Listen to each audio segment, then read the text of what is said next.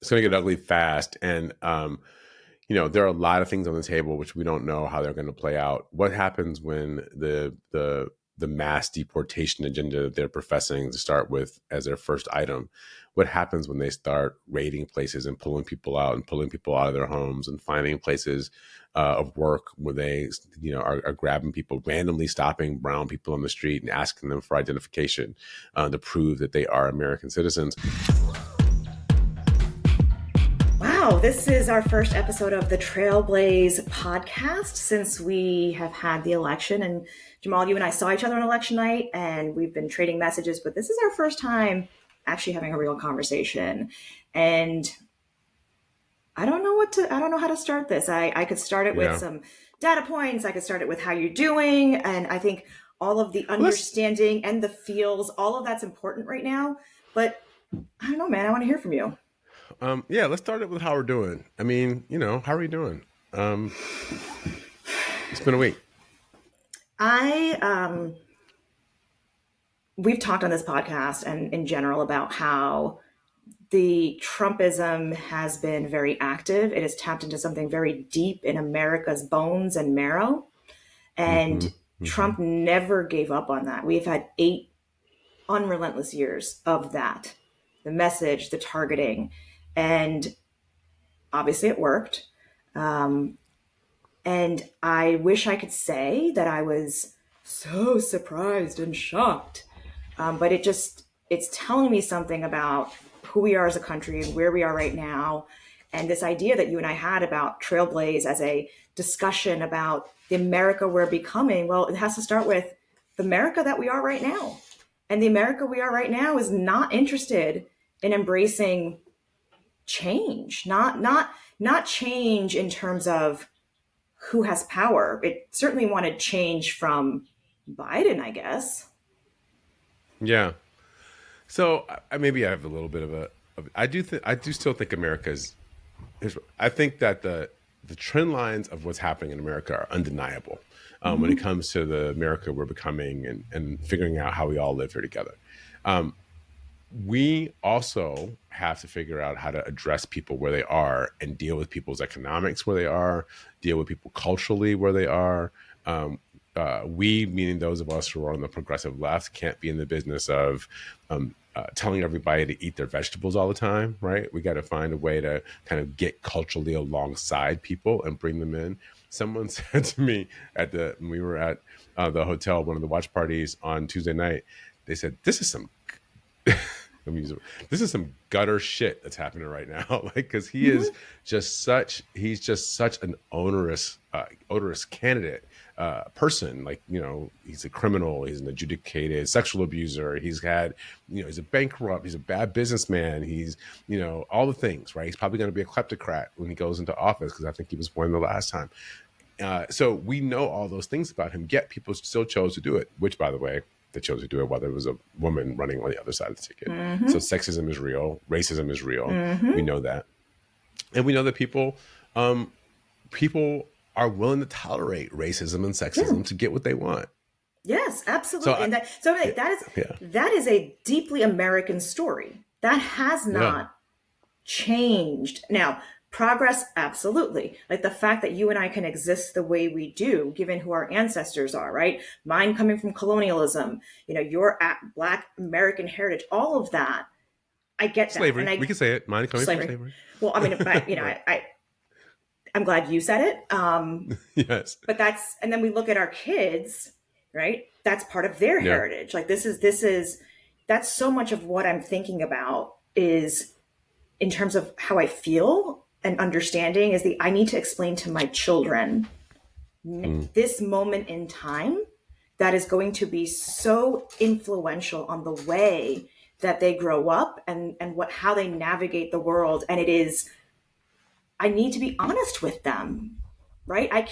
I'm not the mom who's going to sit there and pretend like race doesn't exist. My kid is Black, right? Like we don't have that luxury to do that. And now I'm going to have to somewhere weave in this conversation that, by the way, even within this theory of multiracial democracy and everybody gets a vote and a voice and this, by the way, buddy, the reality is People with my skin tone may throw you and your daddy under the bus if they think that they can get something better for themselves. And I'm talking about my skin tone, like, lighter skinned, the quote unquote woman of color. Yeah. I'm South Asian. And the ability or access to being okay, and everybody's buckling down and be like, okay, I'm just gonna take care of myself.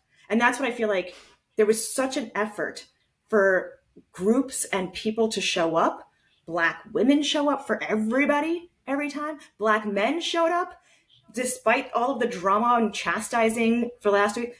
It's the people who were lighter shade who kind of weren't there, right? And definitely white voters who said what they want, very clearly what they want. In states where abortion rights were on the ballot, white women voted to protect abortion, to protect their health care rights at the state level, and did not pull the lever for Harris. There is no way you can say that this Republican Party or Trump stands for abortion rights. So like, okay, great, I got it at the state level, so I don't need to worry about anybody else but myself. Well, here's what we know. That's what it is. We do. And we know that women aren't gender voters. I mean, we can just put that to the lie, right? Yes. To the test. We put it to the test twice, and we've discovered twice that women aren't gender voters. Women vote on a variety of issues. Some of them healthcare, some of them about their own well-being, some race, I think. But it does not appear to be that women are gender voters. And that is something that I think, we just all have to sort of accept. And at the same time, I think what we're also having to figure out is, as a progressive movement, how do we talk to men? Right. And I know this is going to be an uncomfortable topic. I've been having it with some of my female friends over the last couple of days. How do we talk to men? Because just saying to men, what you've been doing is bad, or we're changing the society, we want all of us to live together. We actually have to engage men in a conversation about what their role is going to be in the society, and how is it that the society is going to, if we are going to be multi-ethnic, multicultural, and we're going to have the conversation with everybody, including them, about how they participate and engage. Because right now, I think they are lost. I think men are lost, and I think men are angry because the world is changing. They don't get what's happening. They feel lost because they feel benefits being taken away from them. I'm not arguing that substantively they're right. I just want to be clear about that. Yeah, I'm not arguing that we have to change substance. I am saying, though, as a movement, or people trying to build a society, if we don't have this conversation, Donald Trump is having it, and he is steering those men in a direction that is destructive to the type of society we want to build. So if we don't have the conversation, here's where I need to jump in on that, because it's a very expansive use of the word we. Yeah. I was very heartened to see white dudes for Harris. That movement needs to continue. I am no longer in a position where I can sit there and tell random men that I feel for them, and I hear that I'm so sorry you're feeling a sense of loss. Here's what we can do for you. I can't do that, because I don't get seen as sincere, or I get seen as somebody who's coddling them. Mm-hmm. Well, so let me give you an example of what I mean. So when I was working for Harris, she was vice president, we went to a community development bank, and we met a woman who had a business. She was starting this business. She wanted it to grow, but she said every day at 3:00, her business came to a halt because she had to go get childcare. She had to go pick up her kids from school. She didn't have money for childcare, and that's why she needed the childcare tax credit. So she got childcare so she could grow her business. That's not typically how we talk about childcare. We talk about childcare is good for the kid. We want everybody to be able to work. We want it to be like a thing that's going to keep, families together. But we don't talk about childcare in the sense that, how is it that people are going to be able to start their business or keep their business going? How is it that they're going to be able to work an extra shift at the plant?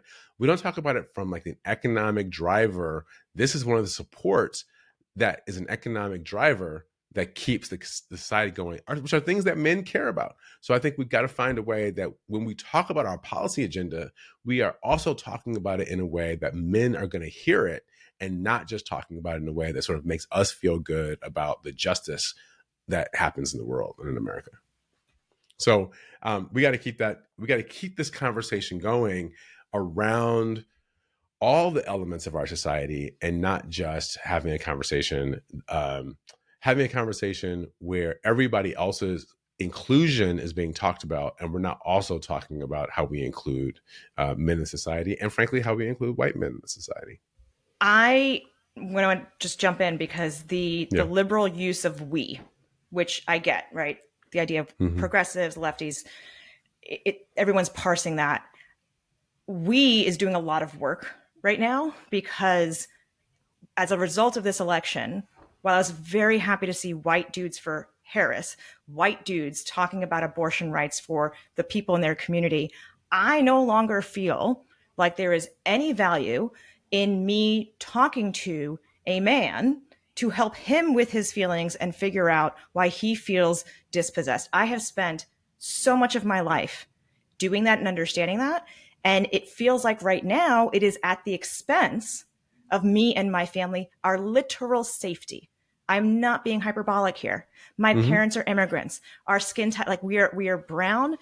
Everything Trump has said about and how he's operated about Muslims and people who have birthright citizenship, which is how I am. I was born in this country, but apparently that might not matter. Like these are realities Yeah. that I now have to confront and project out. I can't just say, oh, maybe that won't happen. He has explicitly told us what he wants to do.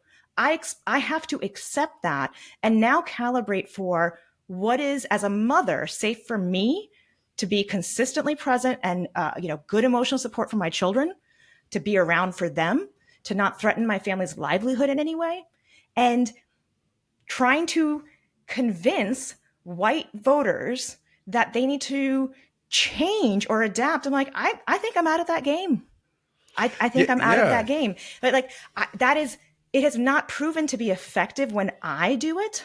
People like me well Hmm. enough, but it's not effective. So like, I will Yeah. work on my communities to not be racist. I get that, like where I have entree. But when I'm talking to a white neighbor who may have voted for Trump or not, my number one focus is: are things going to be civil, and am I going to be okay? That's what I'm Yeah. entering this next phase like. Yeah, and I think that makes a lot of sense. And when I'm thinking about it, I'm thinking about it from the position of like, how do we do this as people who are campaigning or building Mm-hmm. movements or building government policy, right? And then how do we have those policies, conversations where everybody sort of feels engaged and involved? I mean, it wasn't that long ago that we had white guys, right, and white people who were voting for Barack Obama, right, and who were supporting Barack Obama, who was a black man who was arguing for many of the same policies that we're talking about now. The Mm-hmm. difference is, I think people feel stress. They feel this economic stress. They feel cultural stress, and I think on the progressive left, we are not engaging people where they are. We're more often to say, well, the world is changing. We're all going to have to change with it. Here's where we're going to have to go, without really meeting some people where they are in their own feelings about, being disoriented. And it's not going to be for everybody to do, but obviously Mm-hmm. what we're doing now is not working. Right. And there are progressive men who I think will say, like, they feel somewhat left out of the progressive story. They are Democrats and they're voting for Democrats because they believe in the agenda, but they don't really feel talked to. They don't really feel engaged. They don't really feel like their opinion matters in debates.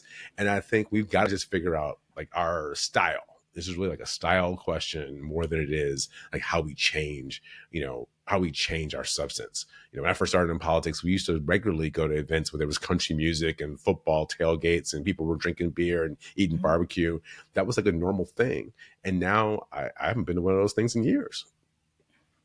Well, I'm like sports mom all the time right now, right? So it is suburban sports mom. Like this is where I live, and my Yeah. version of meeting people where they're at is showing up like myself and being part of the community. And I'm going to double down on these human personal connections and what it looks like to have people feel safe and comfortable being themselves in a community like where you actually live, and not necessarily being similarly concerned about national systems that right now I don't feel like I can control.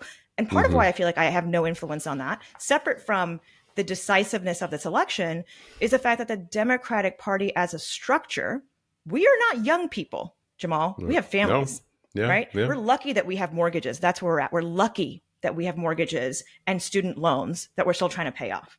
That's Yeah. where we're at. But the Democratic Party structure still looks at us as young people who don't know what they're doing and don't know what we want out of life. So the Yeah. progressives have writ large felt very left out of this conversation as decisions get made to create a sense of unity, and who gets to be part of that unity, who gets the attention to be part of the unity, and who doesn't. Like that's part of the ugliness of what's going to come out on the Democratic side from this election. It's great to have a seat at the table, but I'm not feeling like I can push for that table anymore or demand my spot there. Like that was the 20-year-old Nayyera. 40-ish-year-old Nayyera, like I got shit I got to take care of for me and mine. And apparently if other people can vote that way, then I need to do that too, at least for a little while. Yeah, no, look, that all makes a lot of sense. And I think we are all in a position where, we're wrestling through it. Like the other night, just sitting there watching the states turn red, right? States that I had taken for granted. And some of them that were almost like, look, I live in New Jersey. New Jersey was only 5 points. Biden won New Jersey by double digits. Harris only won it by 5 points. So there are a lot of people who live around me who voted for Donald Trump. And again, they were willing to tolerate racism and sexism and corruption in order to get what they think is going to be something else for them. And I don't know what that is. But I don't know what that is part is really relevant because one of my more interesting, we use that word a lot, interesting headlines I saw today was a Washington Post headline, and it was the Trump supporter wishes she didn't vote for him after her husband got deported. And the opening lines are about how she voted for Trump proudly, her husband got deported, and she thought he was talking about the other people who are criminals, not her undocumented husband. Right. So reality is going to come hard for a lot of people. Yeah. For a lot of people. This is going to get ugly. It's going to get ugly fast. And, there are a lot of things on the table which we don't know how they're going to play out. What happens when the mass deportation agenda that they're professing to start with as their first item? What happens when they start raiding places and pulling people out of their homes and finding places of work where they, are grabbing people, randomly stopping brown people on the street and asking them for identification to prove that they are American citizens. And then you have people who want to help them, right? So you start having other citizens, because we saw this before. We saw this the last time Trump was elected, and when they did the Muslim ban at the airports, and people went to the airports and they started, protesting to stop it. And, the family separation started happening at the border, and people went down to the border and they protested and they stood outside. What happens when that starts happening inside of American cities and people rise to the rescue? And then we have a president who said he's open to using the military to stop American citizens from doing that kind of thing. This is a tricky place where we are, and one can only pray, because I'm a person of faith, one can only pray that there will be some calmer heads around the White House who are just faking it to get in the building, who will at least chill that. And if it doesn't, and those heads don't exist, then we are headed for a confrontation that could wildly spin out of control. If people don't know viscerally what's coming, they just have to read his words and the words of Project 2025, which now everybody coming out of the Trump operation is like, oh yeah, that's our plan, which we all knew. Right. Denied it for campaign purposes, right? That's what's coming. And we're still in the early days. And so obviously we're trying to rationalize and understand. And I clearly have feelings. But I find it very interesting that pretty much everybody who was on the Harris side of the equation, their first instinct was, ooh, okay, how's this going to impact me? I actually need to figure that out before I can jump to activism, before I can jump to how do I make change? Because that feeling of threat is real. It's very real. It is real and tangible. And it is not this is just a feeling. The data doesn't back it up. No, the data backs it up because the guy has said these things, right? Whereas, and he's done them. He's done versions of it already, right? He tried it. And these other versions of, I feel a sense of loss, right? I feel a sense of grievance. I feel a sense of I don't belong in society. Data isn't backing that up, right? So I don't know how to work with feelings where I can meet somebody where their feelings are and then hopefully bring them to a rational place. But if that rational place doesn't exist and it's been rejected over and over again, right? Rejected over the last 4 years of bringing people to a different rational place. I don't know what else to do. This is the conundrum. And like no amount of messaging is going to change that if the messengers, I don't know who the messengers need to be. Right. Well, I think you hit on something earlier too when you started talking about where the work can be done. And I think some of this is we got to dig in deep in the places where we live, right? And try to make those places safe havens and places where we can build state and local laws that will protect people and give people a sense of security and make sure that the institutions that exist where we are looking out for people. And then I think as movement builders, we've got to think about how we get back on the side of the outsiders, right? Like, I don't think this is a left-right conversation. I don't think this is conservatism versus liberalism. It's what I call, it's like 3D politics. This is inside out, right? These are the outsiders versus the insiders. And for too much, those of us on the progressive left look like the elite insiders. And Trump has been able to sort of identify him and his people as the people outside who are trying to fight us. But the truth is, our people are more outside than anybody, right? Like if you look at the literally, like data, you and look me, at the social stuff, for all of the access that we've had and we've known and understood, you and I still have had to function like outsiders, which is why we're able to have these conversations. Yeah. So in theory, people like you and me can help be the bridges. I just don't know how that gets translated or how that works beyond. I think it's like the human connection, and it's human connection, and it's inside these communities. Because what we did see also the last time Trump was in office, we saw places like California and New York and some places where they in big cities that began to say, okay, we are going to take care of our people. Here's what we're going to do here to make sure. And no, we're not going to cooperate with the worst instincts or the worst directives that come from the federal government. If it means I'm not going to send my police department out to start rounding people up. You want to do that? You can send ICE in here and we can't stop you. We can't stop you. But the local PD is not going to be a part of that process, right? So trying to build and figure out how we create these berms so that everybody, people who are locally, can feel as protected as possible. Because we could get to a place where, there are just places where kind of retreats, right? Communities become retreats where, I just got to get to your house, right? In your state.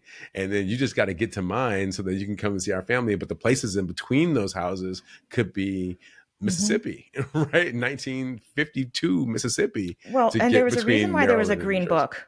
Right. There was reason. Yeah. So you knew where you could be safe. That's right. And it's in our bloodlines to know when we walk into a room or you get out at a gas station and you're like, this ain't right. Something ain't right. My dad here. used to tell me in Michigan when I grew up, sort of Detroit was here and then Lansing was here, which is where Michigan State was.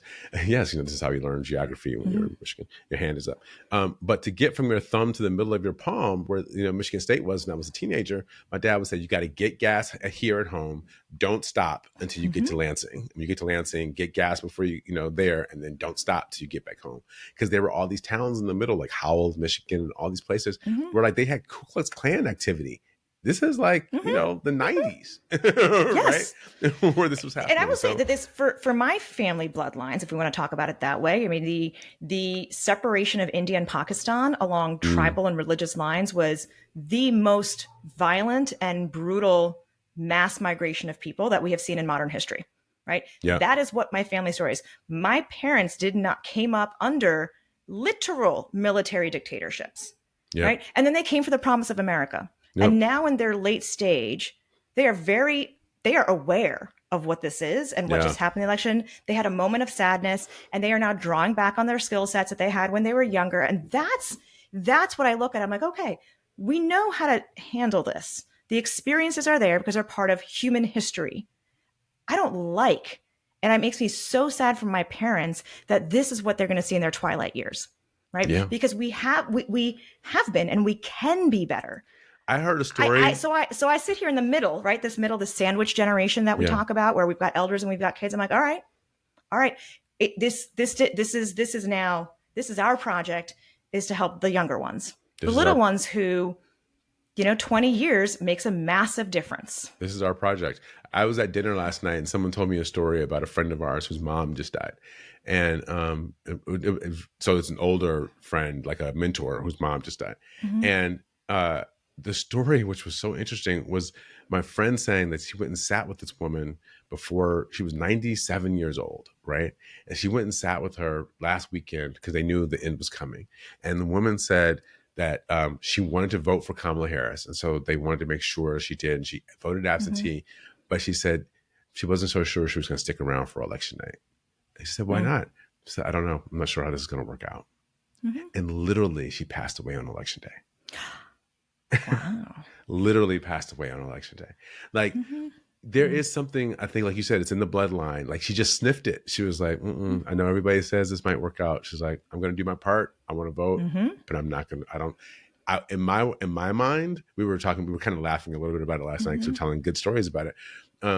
She was like, yeah, she's like, in her mind, Kamala Harris won and everything's fine. Right? And that was what Bless that it. was exactly. Bless that was her it. exit Yes. music. Yes. That was her exit music. She didn't want to know Yes. if it wasn't going to work out that way. I'll leave that up to you guys. You guys can work that out on your own. So, well, this is resilience, right? Resilience is the thing. And we need some time to recalibrate, but the resilience is going to be there. Yeah. We're going to figure something out. We're gonna make it just can't be what we've been doing for this long, because the clear message is what we've been doing isn't working. Yeah, that's true. All right. Good to talk to you, my friend. Take care of yourself. Thank you, Jamal. Family. Love to your family. You too.